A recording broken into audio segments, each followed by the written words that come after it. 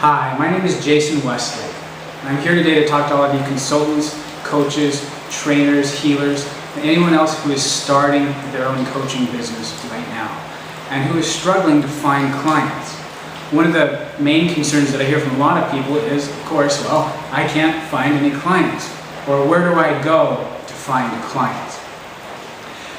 And that is why I'm making this video here today. Now, you might be watching this video thinking, okay, this guy is going to give me a lot of information on do this, go here, do this. And I'm not going to give you any how-tos on this video. The reason why is because how-tos don't really cause you to have any results. They don't really do anything for you. Let me tell you more about that. So, more than 90% of people who go to workshops don't do anything with the information that they get. How many of you know a lot of what you should do, but you don't end up doing it? Well, that's what I want to talk to you about. Because you probably already know how to coach. You probably already know some of the things that you should be doing in sales and in marketing. And you may have even been trying to do some of those things and have failed. So what I'm here to tell you today is that the how to do something is not what you're going to get. It's not what will be the biggest difference for you in getting clients. Let me give you an example from my own story.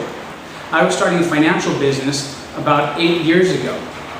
And I was just trying to get clients. I was just starting out. Let me tell you that I went on hundreds of appointments. I talked to lots of people. I learned about sales. I learned about marketing. I learned about our company. I learned about leadership. I learned about everything that I needed to do. And I was meeting with a whole bunch of qualified clients. And the one thing that I didn't do was close any business. And these were all with people who were interested and said they wanted to buy, but somehow I managed to repel them all from me. And so here I was thinking, man, I'm an engineer by nature. I used to be in an engineering class in college, or I was majoring in engineering. And there's this equation that I had that if I do this and I do this, then I should get this result. Well, in my mind, I was doing this and I was doing this and I was doing it for years, but I was not getting the result that I wanted. And so I started to ask myself a question. There must be some other variable that I'm missing, that I don't know what it is. And so I spent a long time trying to figure it out. What is that?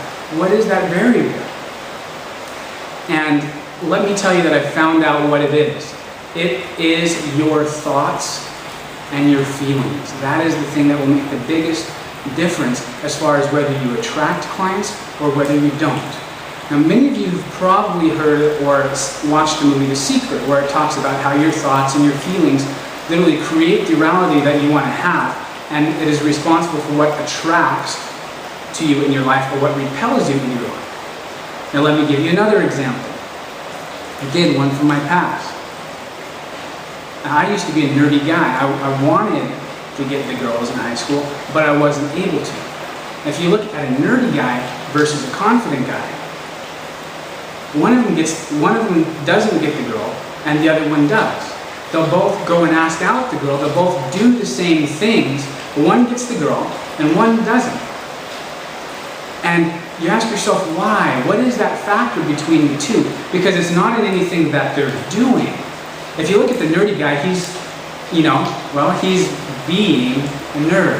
He's going, you can see him walk around, his head is down, he's a little bit shy, his voice is low, and he goes up and he talks to a girl. Hi, will you go out with me, please? And if you're the girl, there's something about it that just screams, no, I'm not going to go out with you, so the guy doesn't get the girl. But it's in how the nerd is being. There's something in who he's being that is putting off, oh, girls don't like me. I can't get girls to go out with me. And it comes in how he's thinking and how he's feeling. And that is the key. That's why one guy gets the girl and the other one doesn't. Because there's something that the one is putting off that is repelling the girl, and there's something that the confident guy is putting off that is attracting the girl. So that really becomes the ultimate question. What is the gap between the nerdy guy and the confident guy? Because that right there is what will attract clients to you easily and effortlessly, and you won't have to find out how to do anything, because there's no how, it's in how you are being, if you can learn how to be that confident person. In the same way, with your clients, if you're being the coach that is, oh, I don't know if I can get clients. Gosh, there's no clients to be found. Clients, they're not going to pay for my services. Where can I find clients? I don't believe in that. If you're being that kind of coach, then even when you do talk to people, that is going to come off of you. They're going to be repelled, and that's why you don't have any clients. So how do you go from being the unconfident coach to being the confident coach? What is the gap? How do you bridge that gap? Because obviously, there's nothing you can do to make it happen. It's because it's not in what you do, it's in who you're being. So how do you bridge it? Well, that is what I'm going to talk to you a lot more about on my website at jasonwestlake.com. Let me tell you, it's not something that's going to happen overnight. It's not going to be like Steve Urkel, where you go into this machine and you become Stefan Urkel. That's not going to happen. It's a process. It takes time. But let me tell you that you can do it, that getting clients can be easy, and that it's not too hard to go from being the nerdy guy to being the confident guy. And again, just go to my website, jasonwestlake.com, and I'll tell you all about it. You'll get a lot more information and you'll get the next step. Thank you for listening.